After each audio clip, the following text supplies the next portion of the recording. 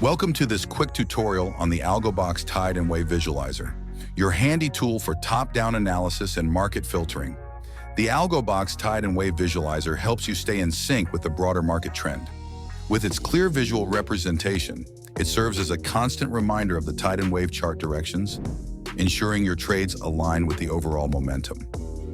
Adjusting the Tide Wave Visualizer is simple. With just a click of your mouse, you can align the visualizer to match the direction of the tide and wave charts. Click once to turn it green, indicating a bullish direction.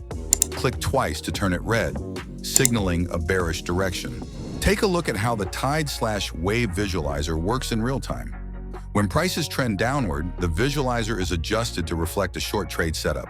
Then, as market conditions shift and prices begin to rise, it's realigned to support long trades.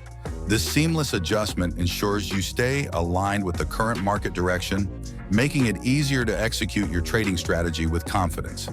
Thanks for watching. Be sure to explore more tools to elevate your trading with AlgoBox. Thanks for tuning in. Stay sharp, and we'll see you in the next video.